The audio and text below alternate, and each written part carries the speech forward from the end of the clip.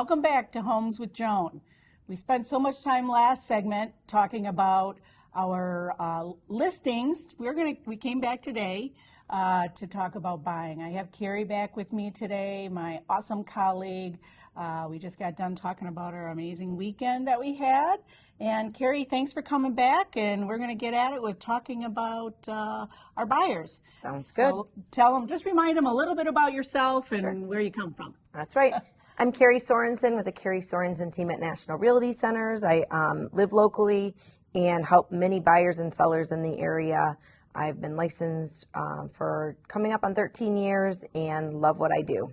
Yeah, and she's really great at it, by the way. All right, well, let's start asking some questions about what this amazing market is on buying a home in our community. So, Keri, why don't you start asking some questions? Sounds good. Sounds good. So our question is, how do I find a buyer's agent?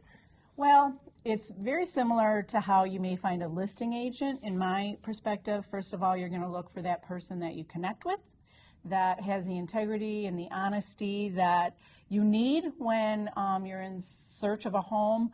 The other thing is you want to make sure that wherever you're buying, that person has a little bit of knowledge as to what your community is about. Because in buying a home, this is where now you're moving into this community.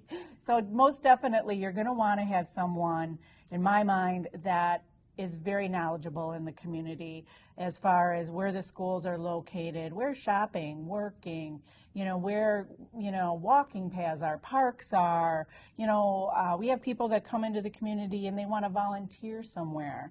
What do we volunteer with in our community? So, I think it's really important, number one, to vet your buyer's agent just as you do a listing agent and, have a conversation with them, a real honest conversation, and see how that relationship builds with one another. And I know, Keri, you have some great points on that as well. I do.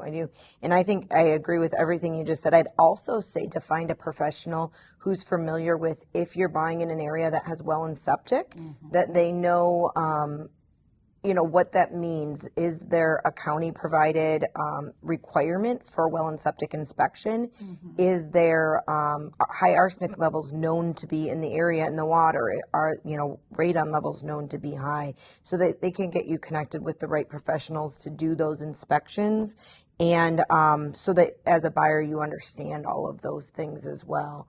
I think that's another key part in looking for an agent. Also, I would say if you are selling your home, most of the time using the same agent so they can coordinate the sale and the purchase and the timelines to work out if you have another place to go or if you don't, making sure that everything aligns. I think that's a key part of it as well. Yeah, I recently had a deal where I took a listing side, but they were buying a horse farm.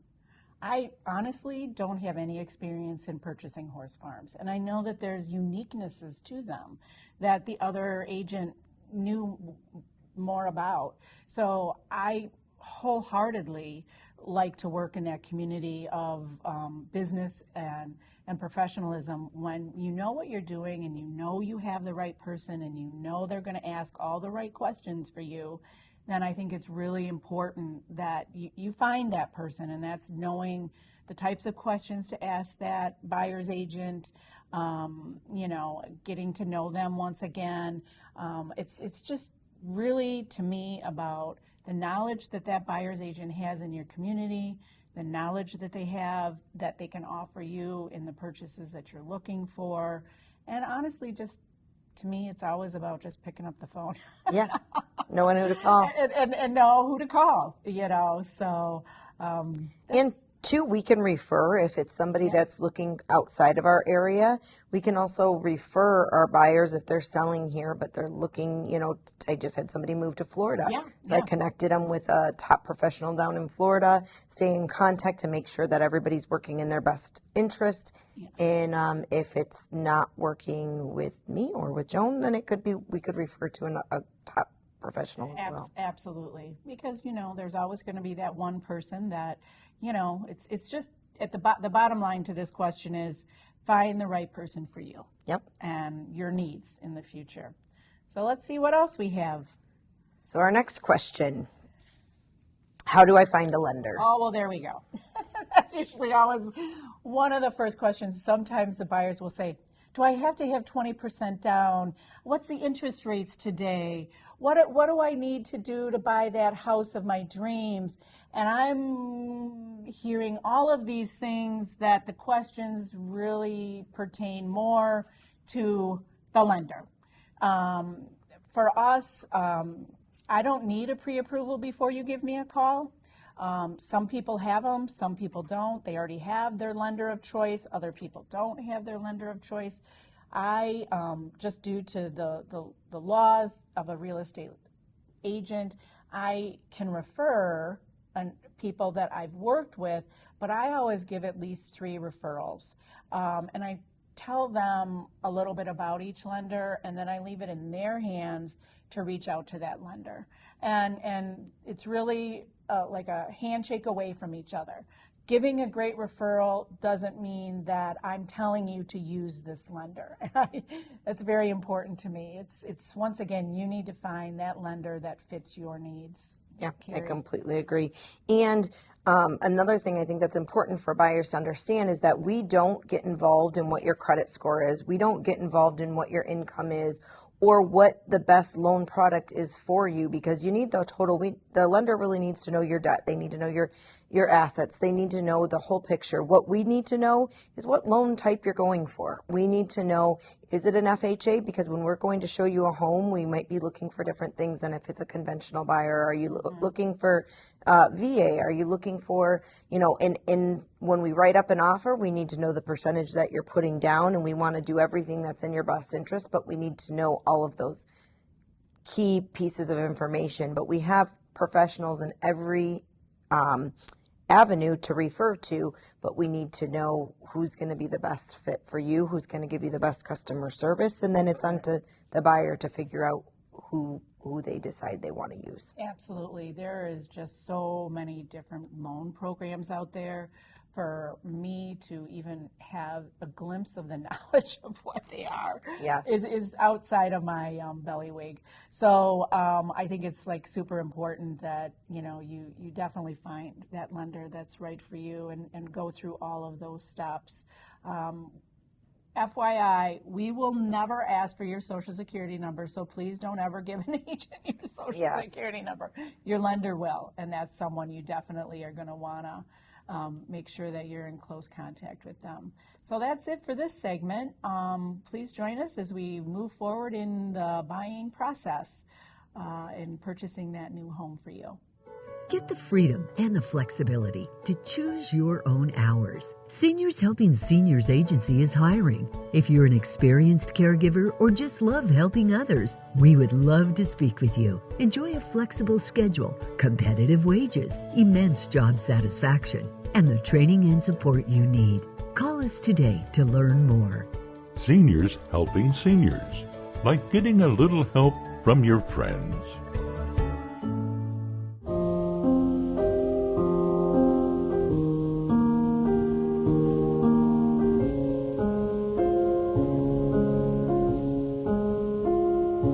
Well, thanks for coming back. I will tell you, we have so many questions as it relates to the buying side of real estate. We're not getting through them as quick as we'd like to, so let's get started right at it and see what our next question is. These, remember, come from our clients. Yes. So what do I need to prepare myself to go to a showing? Seems like a simple question, but it is something that we get asked a lot, right? Oh, yeah. Like, I have to have my pre-approval level before. No, you don't. I mean, as long as we know we're in contact with a lender and they have all the information they need so we can be moving forward, you don't have to have that pre-approval with you, nor your pay stubs. Yes. Or Nor your credit report. Don't bring that with you. No, we don't need that. But it's funny because some folks say, well, what do I wear? What do I need to do? Because this sometimes may be the first time they're going in to look at a home. Mm-hmm. And honestly, I always say make sure you have shoes that come off easily. Yep. Because in most times, we respect the homes that we're showing as they were our own. That's our responsibility as an agent to make sure that that home is safe and secure while we're showing that home, and also clean. We don't want someone coming in, tromping in a bunch of mud. in that time. Also, I think that come with an open mind. Yes, yes. That might sound different, but we see these pictures on Zillow or what we've sent you through the MLS. Houses are everywhere online and social media today. Make sure you come with an open mind, because those pictures don't really truly show what the home looks like. So I recommend coming with an open mind, but staying true to what it is you're looking for. Keri, what would some of your... So I always say the easy on and off shoes as well, kind of reiterating that, because for me too, it's just, you take your shoes off or wear shoe covers, but if it's wintertime, you can't even cover to get that salt and snow. So, and also for me personally, I always have in my car flashlight. Sometimes you go in, you don't realize the power's not on. Why the agents don't tell us that ahead of time, I'm not sure, but and knowing what is most important for you as a buyer. Like I always tell my clients, there's some that are like the non-negotiables. Layout and location, keep in mind those things can't easily be changed, but know that if you really want a fence, that the house doesn't have a fence, you could probably add that fence after. So as Joan said, the open mind, I think that's a great recommendation of knowing your non-negotiables and leaning on your professional to help you with that too, pointing out things that you could change or couldn't change fairly easily. Don't get focused on the paint color in the home, because that can be changed and probably will even once they take their stuff off the walls. So that purple and fuchsia room really is a turnoff sometimes. Yes. But look at that floor plan. Does it fit your family's desire? Is it what you need in your today and your future? So I think it's really important to do that as well. There could be so many things that I could say about this, but I think we should move on to our next question. Let's go. Because there's a lot about showing a home. When's the best time to purchase a home? Well, it's such a simple answer. When you find the right one. But in all honesty, our markets are fluctuating all the time. We're in a really, talk with your lender when it's a good time for where you're financially set. Emotionally, are you ready to take that move? Have you outgrown that house? Have you, grown out of it? So there's multiple times when the best time to purchase a new home is. But I think you really need to make sure that, you're prepared, you're ready, you've talked to a professional, you know what the market is looking like, and those sorts of questions to ask that professional. Yeah, coincides with your lease. When is your lease expiring? And maybe not to the day, but within a time period where you're not making double payments for an extended period of time, unless you're financially able to do so. So that I would say the same thing. For me personally, I closed on my home in January. A lot of people say, oh no, spring and summer, spring and summer. It's really the time that works best for you and when you find the home that fits your needs. Currently right now, as we had during, that post-pandemic feel, we're not seeing as many homes on the market as we would like to see. I'm not saying that we're in that same crazy world of overbuying and over purchasing on a home because it's the only home out there. We're still working with, some select homes. So it might take you a little bit longer to find that perfect place that you're looking for, but don't worry, it'll pop up. It does. It does. I say that to people all the time. It does. I've never had a buyer not be able to find, but it might take a little bit longer. And sometimes people say, how many homes should I look at before? There's not an answer for that one either. It's, when it could be home number one. If you fall in love with home number one and you pass it up, I've seen it many a times that then they compare every house they see after to home number one. So don't be afraid for it to be home number one. Yeah. And be in communication with your agent on things you like and don't like as you're going through the process. Yeah, absolutely. Couldn't agree more. Ready for the next question here? Let's do it. What's an exclusive buyer's agreement? Okay. Once again, remember our job as your realtor is it's a contract. Everything that we're talking to you about will be under a contract. It's a legally binding contract. So make sure, once again, you take the time to read it or have your agent really express to you what is in it.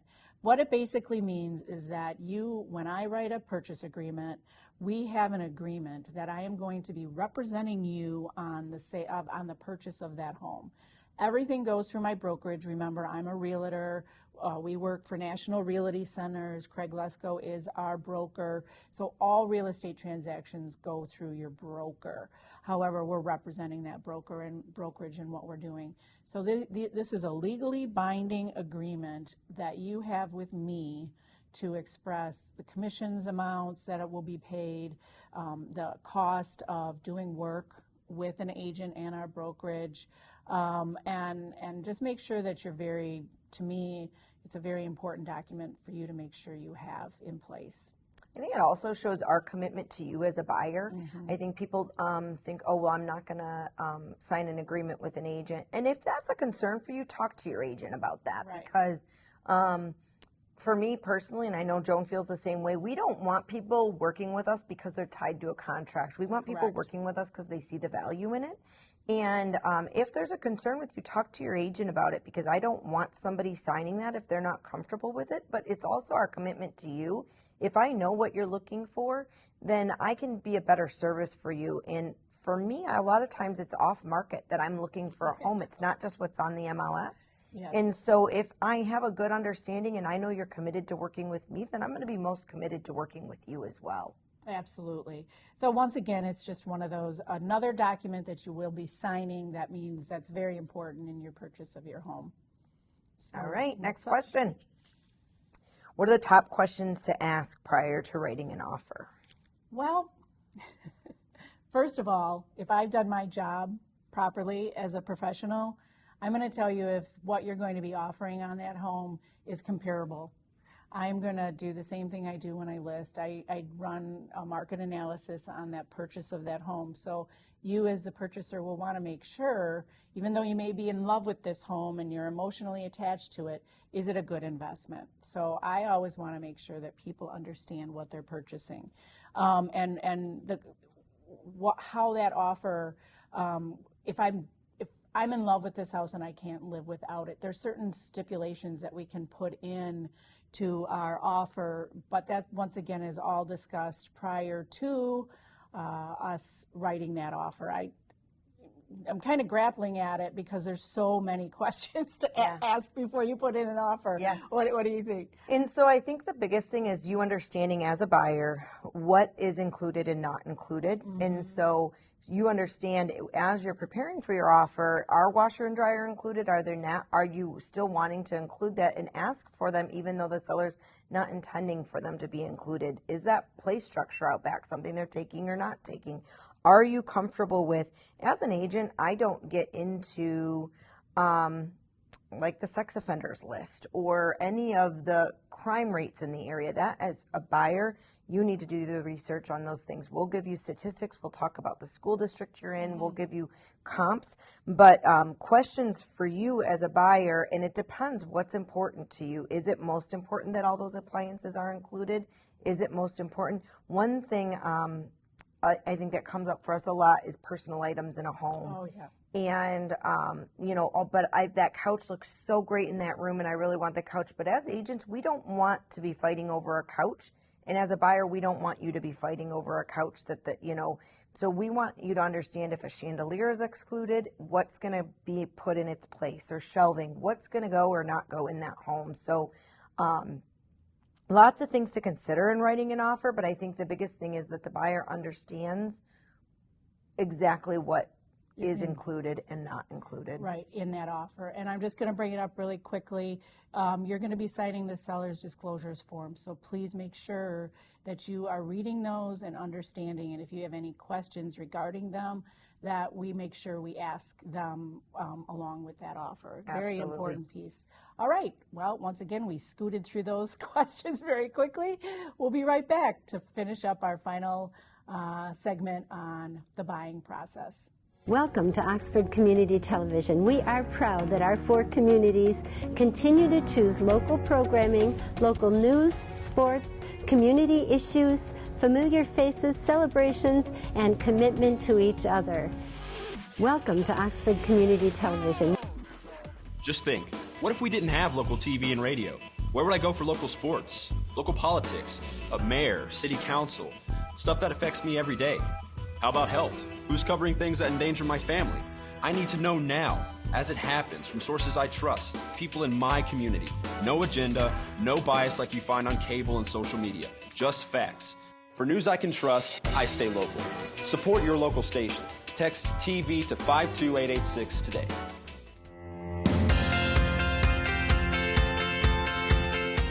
Well, I certainly hope you're enjoying this show, because we certainly are. We're because having fun. because this really is what we are called to do on a daily basis. It just really makes us excited to be able to share this information with you. So let's get on to it. What's the next question that we have? All right, Joan. Does writing a personal letter to attach to the offer really make a difference? Easy, simple, yes or no. It can make a huge difference depending on if the other side is willing to accept a letter. It's always one of the first questions. Lots of times buyers, because they really fell in love with this house, want to share how much this home is going to make a difference in their life. I don't want to say, no, we don't, but we have to be so very careful in a very important law in the United States, which is the Fair Housing Act. We have to make sure that we are showing no discrimination in purchasing or selling a home in either the way we write it up or, in our comments about the home. It's so important about that. What do you have to share about that piece? And I think some sellers won't accept letters, and some brokerages say, nope, we don't even want to put this out there for a risk because there could be something written in that letter that the seller could discriminate against. I would say my experience is most sellers, the letter does not mean anything. They're looking for the highest money into their pocket, the biggest dollar amount, but there are many situations where who finds that home or who comes into that home means more than a couple $1,000 or $10,000. So, but as your agent, we're just going to recommend first we'll find out if that's something that you do want to do, if the seller is willing to accept that. Right. And if not, and I think for us, it's bigger, the fair housing as a list agent when that comes in, that the seller's not discriminating or that we're not having any impact on that. But personal letter, sometimes yes, sometimes no.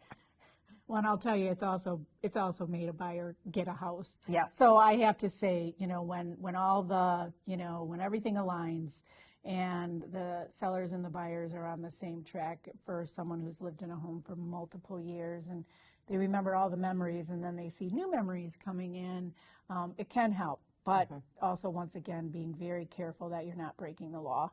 Yep, absolutely. Yeah. Next question. Yeah, what do we got? Okay, so I'm now ready to write an offer. We know if we should include a letter or not. Now what's next? Oh boy. All right. Well, you made the decision. You're going to roll that dice and you're going to go for it, because in all honesty, that's what an offer is.